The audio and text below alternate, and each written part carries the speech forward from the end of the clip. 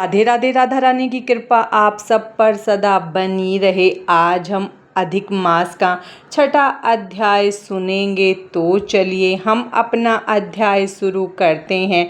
देवऋषि नारद ने भगवान नारायण से विनम्रता पूर्वक पूछा, हे प्रभु, जब भगवान विष्णु अधिक मास को लेकर गोलोक पहुँचे तब वहाँ क्या हुआ?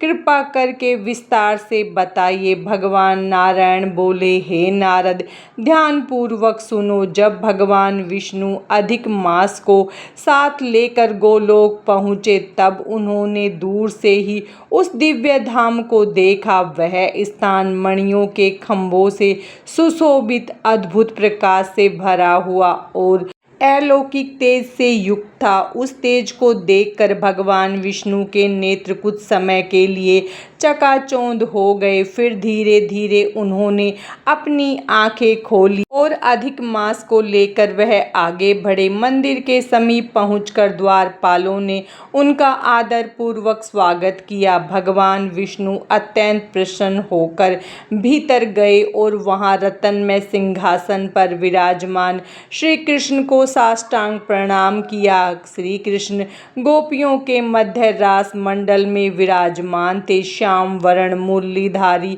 पीतांबर धारण किए हुए अत्यंत मनोहर और दिव्य स्वरूप वाले भगवान विष्णु ने हाथ जोड़कर उनकी स्तुति की। हे गोविंद, आप गुणों से परे हैं, अविनाशी, अद्वितीय और संपूर्ण सृष्टि के आधार हैं। आप रास लीला के स्वामी, भक्तों के प्रिय और परम आनंद के स्रोत हैं। मैं आपको बार बार नमस्कार करता हूँ। स्तुति के बाद भगवान विष्णु को श्री कृष्ण की आज्ञा से सिंहासन पर स्थान मिला। फिर उन्होंने कांपते हुए अधिक मास को आगे लाकर श्री कृष्ण के चरणों में प्रणाम कराया। तब भगवान श्री कृष्ण ने आश्चर्य से पूछा, हे भगवान विष्णु, यह कौन है?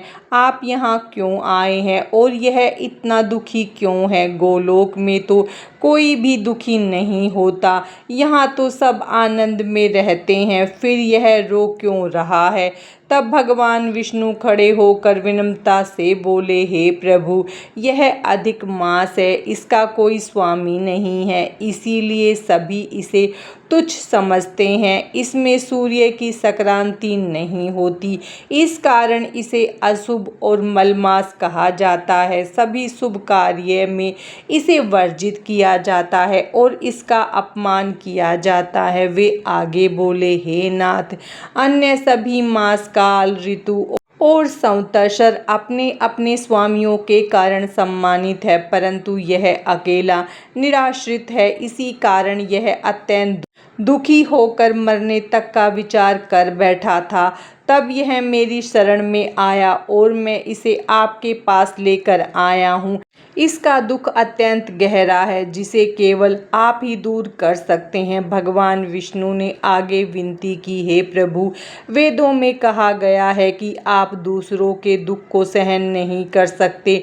जो आपकी शरण में आता है वह कभी दुखी नहीं रहता। इसीलिए इस अधिक मास पर कृपा कर इसका दुख दूर कीजिए। मेरा यहाँ आना तभी सफल होगा। इतना कहकर भगवान विष्णु हाथ जोड़कर श्री कृष्ण के सामने खड़े हो गए और उनके उत्तर की प्रतीक्षा करने लगे।